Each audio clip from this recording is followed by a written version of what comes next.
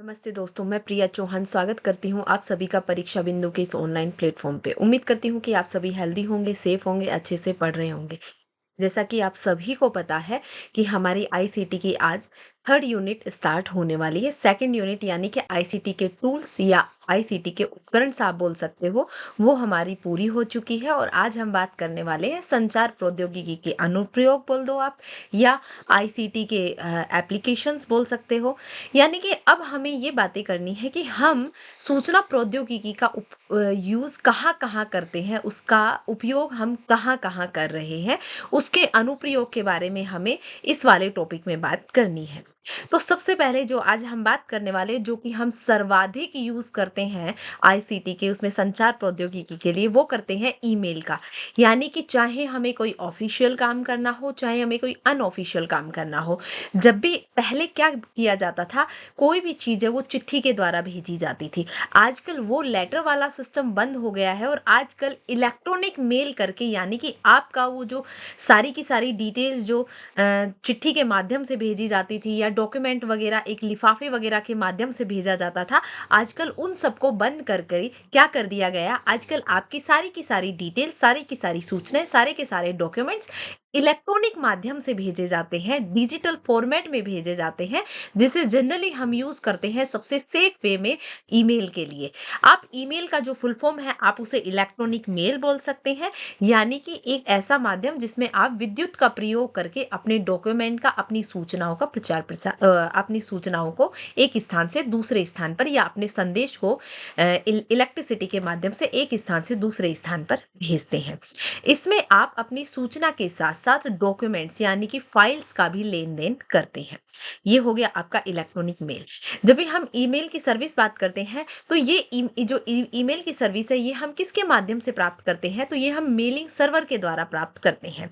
अब ये mailing server वगैरह कौन से होते हैं, जैसे आपने जीमेल सुना होगा, याहू मेल सुना होगा, हॉटमेल सुना होगा।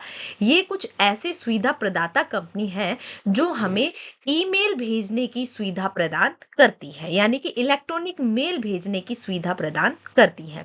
यहाँ पे मैंने कुछ नाम दिए हुए हैं, जैसे आप बोल सकते हैं, मैंने यहाँ पे नाम दिए गए हैं, आप जीमेल बोल सकते हैं, है ना। यहाँ पे जीमेल हो गया, चलिए पेन को थोड़ा सा, जैसे जीमेल हो गया, वाईमेल हो गया, हॉटमेल हो गया, याहू मेल हो गया, रेडिफ मेल हो गया।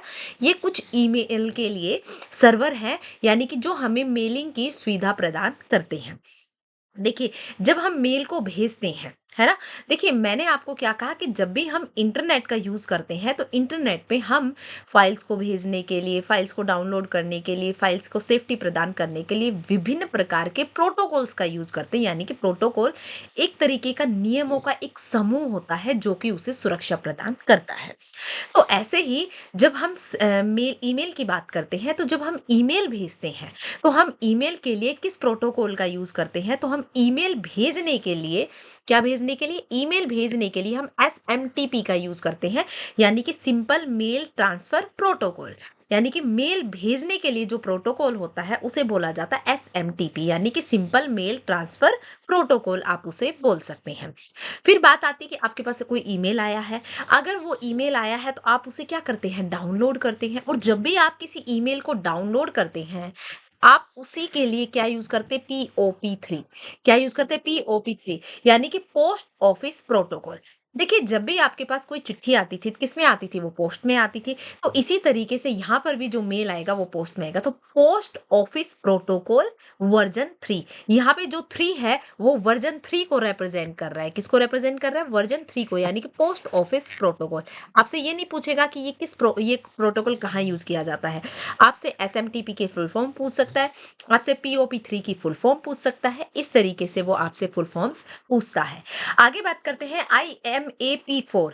क्या यूज करते हैं, IMAP4, यानी कि इंटरनेट मेल एक्सेस प्रोटोकॉल। क्या होगा, internet mail access protocol. Access से ही आपको पता चल रहा है, यानी कि आप किसी भी चीज को प्राप्त करते हैं, किसी भी चीज को एक्सेस करते हैं। तो जब भी आप मेल को एक्सेस करते हैं, यानी कि उन्हें प्राप्त करते हैं या उन्हें स्टोर करके रखते हैं, तो उसके लिए आप IMAP4 का यूज करते हैं, यानी कि internet mail access protocol version 4 का यूज करते हैं। चलिए, आगे बात करते हैं कि जब भी हम ईमेल संबंधित सर्विस को यूज़ में लेते हैं, है ना? तो आपको पता होगा कि हर एक पर्टिकुलर इंडिविजुअल वन का, जैसे मान लीजिए मैं हूँ, तो मेरा एक पर्टिकुलर ईमेल एड्रेस होगा। क्या होगा? पर्टिकुलर ईमेल एड्रेस होगा। किसी भी 2 व्यक्तियों का ईमेल एड्रेस सेम नहीं हो सकता, क्योंकि अगर 2 लोगों का ईमेल एड्रेस सेम हो गया, तो मान लीजिए मैंने भेजा राम को मेल, यहाँ पे 2 लोगों ने बना रखी है ram@gmail.com, ram@gmail.com। तो मेरा जो मेल है वो तो 2 लोगों को चला जाएगा या दोनों को ही नहीं जाएगा। उसमें मेल की सिक्योरिटी कहाँ हुई?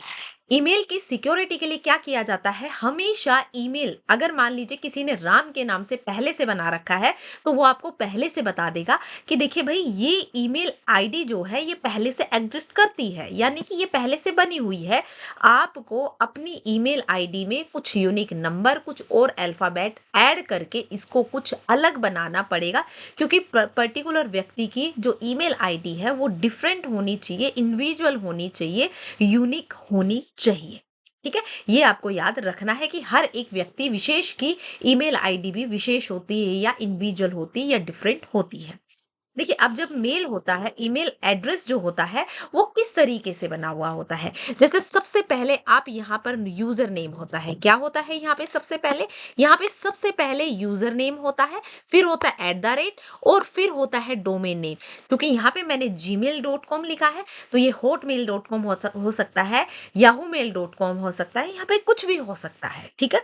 ये जो लास्ट में एट द रेट के बाद जो होता है, ये हमारे डोमेन नेम को, यानी कि जो हमें मेलिंग की सुविधा प्रदाता, यानी कि जो मेल की हमें मेल सर्वर है जो हमें मेल की सुविधा प्रदान कर रहा है, ये उस कंपनी का वो होता है, उस कंपनी को नहीं बोल सकते, या उस डोमेन का नेम होता है, या हमें जो सुविधा प्रदाता है उसका नेम होता है। जैसे जीमेल हो गया, हॉटमेल हो गया, याहू मेल हो गया, रेडिफ मेल हो गया, यहाँ पे ये क्या आते हैं? ये उनके डोमेन नेम आते हैं। एट द रेट से पहले जो होता है वो यूजर का नेम होता है। जैसे मेरा नाम है, मेरी आईडी प्रिया के नाम से बनेगी। अगर प्रिया बहुत सारी है तो देखिए सभी की सभी प्रिया है, तो वो सभी की सभी प्रिया के नाम से तो बना नहीं सकती है। प्रिया चौहान भी बहुत सारी हो सकती है, तो या तो वो मुझसे कहेगा कि इसके अंदर कुछ स्पेसिफिक नंबर ऐड करो, इसके अंदर कुछ स्पेसिफिक और लेटर ऐड कर दो, तो वो मुझसे और एक्स्ट्रा ऐड करवाएगा और वो हो जाते हैं हमारे यूजर नेम। और जो एट द रेट होता है ये हमारे यूजर नेम को, किस-किस को? ये हो गया यूजर नेम और ये हो गया डोमेन नेम। इन दोनों को विभाजित करता है या इन दोनों को अलग-अलग करने का जो काम होता है, वो हमारा एट द रेट का होता है। चलिए, आगे बात करते हैं। जब भी हम ईमेल की बात करते हैं, तो ईमेल से संबंधित कुछ वर्ड्स होते हैं, कुछ शब्दावली होती है, कुछ टर्म्स होती है, जिनके बारे में हमें जान लेना चाहिए। आपको पता है मेल बॉक्स क्या होता है? मेल बॉक्स एक ऐसा फ़ोल्डर होता है, जहाँ पे मेल सारे के सारे आए हुए मेल, गए हुए मेल, यानी कि इनबॉक्स, आउटबॉक्स, सेंट, ड्राफ्ट, ये सारी की सारी चीज़ें उसके अंदर होती हैं। है ना? यानी कि वहाँ पर सभी प्रकार के मेल होते हैं। क्या होते हैं? वहाँ सभी प्रकार के मेल होते हैं और यहाँ पे अलग-अलग फ़ोल्डर में करके उन्हें व्यवस्थित करके मेल बॉक्स में रखा जाता है। अब मेल बॉक्स में एक पार्ट होता है इनबॉक्स। इन का मतलब होता है आना, यानी कि आपके पास जो भी मेल आएँगे वो इनबॉक्स में रखे जाएँगे। कहाँ रखे जाएँगे वो? वो इनबॉक्स में रखे जाएँगे, यानी कि प्राप्त किए गए ईमेल्स होते हैं वो आपके इनबॉक्स में आएँगे। मान लीजिए आपने कोई मेल भेजा है, भेज रहे थे आप और भेजते-भेजते आपने वो मेल भेजा ही नहीं। और आपने या तो वो मेल बीच में छोड़ दिया या वो मेल आपने सेव करके छोड़ दिया या आपने सोचा कि अभी नहीं, इसे तो मैं बाद में भेजूंगा, तो वो सारे के सारे जो मेल होते हैं वो आपके ड्राफ्ट में चले जाते हैं, यानी कि वो मेल जिन्हें आप भेजने वाले थे लेकिन आपने भेजे नहीं, वो जाकर के ड्राफ्ट में आपके सेव हो जाते हैं, जिन्हें आप इन फ्यूचर बाद में सेंड कर सकते हैं। फिर होता है सेंट। सेंट यानी कि यहाँ से सारे के सारे भेजे गए मेल्स आपके ईमेल कहाँ आते हैं? सेंट बॉक्स में आते हैं। कहाँ आते हैं? सेंट बॉक्स में आते हैं। यानी कि वो सारे के सारे ईमेल जो आपके सक्सेसफुली डिलीवर्ड हो चुके हैं। सेंड यानी कि भेजना, सेंट यानी कि जा चुके हैं। यानी कि जो सक्सेसफुली हमारे मेल डिलीवर्ड हो गए हैं, वो सारे के सारे किस में आएंगे? सेंट में आएंगे। फिर होता है ट्रैश। ट्रैश का अर्थ होता है डिलीट किए गए मेल। तो आपके डिलीट किए गए मेल जो होते हैं वो ट्रैश बॉक्स में जाते हैं। किस में जाते हैं? आपके ट्रैश बॉक्स में आपके डिलीट किए हुए मेल मेल चले जाते हैं, ट्रैश में चले जाते हैं। फिर होता है आउटबॉक्स। देखिए, एक होता है सेंट और एक होता है आउटबॉक्स, दोनों में ही भेजे गए मेल होते हैं, लेकिन सेंट में आपके वो मेल्स होते हैं जो आपके सक्सेसफुली डिलीवर्ड हुए हैं, जो आपके सक्सेसफुली डिलीवर्ड हुए हैं, जबकि आपके आउटबॉक्स में वो मेल होते हैं जो फेल भी हुए हैं और डिलीवर्ड भी हुए हैं। यानी कि आपके भेजे गए सारे के सारे मेल, चाहे वो सक्सेसफुल हुए हैं या नहीं हुए हैं, वो सारे के सारे कहाँ होते हैं? आपके आउटबॉक्स में होते हैं। फिर होता है आपका स्पैम। स्पैम को आप जंक या अवांछित बोल सकते हैं। आपकी जो स्पैम मेल्स होते हैं या जंक या अनचाहे मेल्स होते हैं, आप उन्हें स्पैम बोलते हैं। आप करते रहते हैं ना कि कंपनी वगैरह बिन चाहे, आपकी बिना मर्जी के, आपकी बिना इच्छा के बार बार आपको मेल करते रहते हैं, भेजते रहते हैं, वो स्पैम मेल्स होते हैं। क्या बोल सकते हैं आप? स्पैम मेल बोलते हैं उन्हें, जो आपकी बिना जरूरत के, आपकी बिना परमिशन के बस आपको मिलते रहते हैं, वो आपके स्पैम मेल्स होते हैं। चलिए आगे बात करते हैं। आगे अगर आपने मेल्स, ये वाली चीजें बहुत ज्यादा पूछी जाती हैं एग्जाम में, सीसी और बीसीसी। सीसी की फुल फॉर्म क्या होती है? सीसी होती है कार्बन कॉपी, जबकि बीसीसी होती है ब्लाइंड कार्बन कॉपी। सीसी क्या होती है? आपकी कार्बन कॉपी, जबकि बीसीसी आपकी होती है ब्लाइंड कार्बन कॉपी। देखिए, जब भी आप मेल भेजते हैं तो वहां पे या तो सीसी लिखा हुआ आएगा या बीसीसी लिखा हुआ आएगा। या तो क्या लिखा हुआ आएगा? या तो सीसी लिखा आएगा या बीसीसी लिखा आएगा। देखिए, कार्बन कॉपी, जब आप एक साथ बहुत सारे लोगों को सेम मेल भेजते हैं तो वो कार्बन कॉपी मेल हो जाते हैं। क्या हो जाते हैं? कार्बन कॉपी मेल हो जाते हैं। लेकिन जब कार्बन कॉपी मेल में जब सभी प्राप्तकर्ताओं को एड्रेस दिखाई देता है तो वो कार्बन कॉपी मेल्स में, और अगर उन्हें एड्रेस समान रूप से, उन्हें एड्रेस प्राप्त करने वाले को, जो रिसीवर्स होते हैं, अगर उन्हें समान रूप से सभी को एड्रेस दिखाई नहीं देता है तो ब्लाइंड कार्बन कॉपी, कि वो कार्बन कॉपी तो है लेकिन वो ब्लाइंड है, यानी कि वो छुपे हुए, उन्हें पता नहीं है। और अगर उन्होंने, अगर सभी को समान रूप से एड्रेस दिखाई दे रहा है तो वो कार्बन कॉपी, अगर सभी प्राप्तकर्ताओं को समान रूप से एड्रेस दिखाई नहीं दे रहा, नहीं देना यानी कि ब्लाइंड, नहीं दिखाई देना यानी कि ब्लाइंड। ठीक है, तो ब्लाइंड कार्बन कॉपी में सभी को, जो प्राप्तकर्ता होते हैं, उन्हें समान रूप से एड्रेस दिखाई नहीं देता है। तो मैंने यहाँ पे दो वर्ड्स बताए हैं, एक कार्बन कॉपी और एक ब्लाइंड कार्बन कॉपी। दोनों की फुल फॉर्म पूछ ली जाती है, या सीसी या बीसीसी देख के पूछ लिया जाता है कि ये किससे संबंधित है? ये ईमेल से संबंधित है। जब भी आप सभी को कॉपी करके एक जैसा मेल बहुत सारे लोगों को भेजते हैं कॉपी करके, तो अगर उन्हें समान रूप से, प्राप्तकर्ताओं को या रिसीवर्स को समान रूप से अगर एड्रेस दिखाई दे रहा है तो कार्बन कॉपी, अगर एड्रेस नहीं, नहीं का अर्थ होता है ब्लाइंड। ब्लाइंड का मतलब ही क्या होता है? जिसे दिखाई ना दे, यानी कि अगर समान रूप से एड्रेस दिखाई नहीं देता है तो वो ब्लाइंड कार्बन कॉपी होता है। ये चीज याद रखना। अब होता है अटैचमेंट। आपने देखा होगा इस तरीके का एक साइन बना हुआ या पिन जैसा एक साइन बना हुआ आता है। देखिए, ये पिन जैसा साइन क्या होता है? अगर आपने ऑफिस वगैरह में देखा होगा, ये थोड़ा सा प्रॉपर पिन जैसा साइन बन नहीं आ रहा है, ऐसा। देखिए, अगर आपने किसी ऑफिस वगैरह में देखा होगा तो ऑफिस में डॉक्यूमेंट्स को अटैच करने के लिए इस तरीके की एक पिन होती है जिसे डॉक्यूमेंट्स पे अटैच किया जाता है, और इसी तरीके का एक सिंबल ईमेल में भी बना हुआ रहता है जिसे आप अटैचमेंट बोलते हैं। अटैचमेंट का अर्थ होता है कि जब भी आप मेल भेजते हैं तो मेल भेजते हुए उसके साथ आप जो भी डॉक्यूमेंट्स, जो भी फाइल्स आप ऐड करते हैं, अटैच करते हैं, वो आप अटैचमेंट के थ्रू ही भेजते हैं। ठीक है, अटैचमेंट का अर्थ होता है उनके साथ एक्स्ट्रा फाइल्स वगैरह, जो भी आप फाइल, डॉक्यूमेंट जो भी उसके साथ जोड़ रहे हैं, वो आपके अटैचमेंट में आती हैं।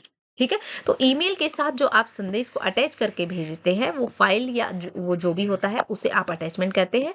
और इसकी अधिकतम क्षमता कितनी होती है? आप अधिकतम 25 MB तक की फाइल या अटैचमेंट या डॉक्यूमेंट आप उसके साथ भेज सकते हैं। जो भी फाइल या डॉक्यूमेंट आप ईमेल के साथ भेजते हैं, उन्हें अटैचमेंट्स ही बोला जाता है। चलिए आगे बात करते हैं। फिर होता है एक फॉरवर्ड। देखिए, जैसे आपने व्हाट्सएप पे सुना होगा, उसी तरीके से मुझे किसी ने कोई मेल भेजा और उस मेल को मैंने एज इट इज सामने वाले या किसी अन्य व्यक्ति को एज इट इज वैसा का वैसा ही भेज दिया, वही कहलाता है फॉरवर्ड करना। क्या कहलाता है? वही फॉरवर्ड करना। यानी कि जैसा मुझे रिसीव हुआ वैसा ही मैंने सामने वाले को भेज दिया, वही आपका फॉरवर्ड होता है। ईमेल से प्राप्त किए जाने वाले ईमेल को, संदेश को समान रूप से प्राप्तकर्ताओं को भेजना ही क्या कहलाता है? फॉरवर्डिंग करना कहलाता है, या फॉरवर्ड करना कहलाता है। अब होता है ईमेल एटिकेट्स। एटिकेट का मतलब होता है शिष्टाचार। एटिकेट्स का मतलब क्या होता है? शिष्टाचार। देखिए, जिस प्रकार आप चिट्ठी लिखते हैं, तो चिट्ठी लिखने के कुछ शिष्टाचार होते हैं, है ना? कि भई आप चिट्ठी को किस तरीके से शुरू करेंगे, किस तरीके से खत्म करेंगे, कितने शब्दों में लिखेंगे, कम से कम लिखना है। उसी प्रकार से लेटर लिखते हुए जो आपके एटिकेट्स होते हैं, शिष्टाचार होते हैं, वही ईमेल लिखते समय भी, ईमेल बनाते समय भी कुछ शिष्टाचार व्यवहार आपको करना चाहिए। जैसे कि आपका ईमेल छोटा होना चाहिए, आपका ईमेल बहुत ज़्यादा बड़ा नहीं होना चाहिए, ब्रीफ में होना चाहिए। उसके अंदर जो भी आपने डिटेल्स भेजी, जो भी आपने इंफॉर्मेशन देनी चाहिए है, वो इंफॉर्मेशन आपकी क्लियर होनी चाहिए, आपकी इंफॉर्मेशन प्रॉपर होनी चाहिए। अगर आप कोई डॉक्यूमेंट वगैरह उसके साथ भेज रहे हैं, तो वो प्रॉपर तरीके से अटैच होने चाहिए, वो एक सिस्टमैटिक ऑर्डर में अरेंज होने चाहिए। तो ये ईमेल के कुछ एटिकेट्स होते हैं, या ईमेल भेजने के कुछ शिष्टाचार व्यवहार होते हैं, जिन्हें आपको पालन करना चाहिए। उसी को ही बोला जाता है ईमेल एटिकेट्स। ठीक है? तो ये हो गए ईमेल से संबंधित, जहां-जहां पे मैंने आपको पॉइंट किया है कि यहां से क्वेश्चंस पूछा जाता है, आपको वो पॉइंट जरूर याद रखने हैं। तो आज के लिए इतना ही। बाकी की आईसीटी के एप्लीकेशंस के नेक्स्ट पार्ट के बारे में हम बात करेंगे कल के सेशन में। उम्मीद करती हूँ कि ये सेशन आपके लिए काफ़ी हेल्पफुल रहा होगा, काफ़ी इन्फॉर्मेटिव रहा होगा।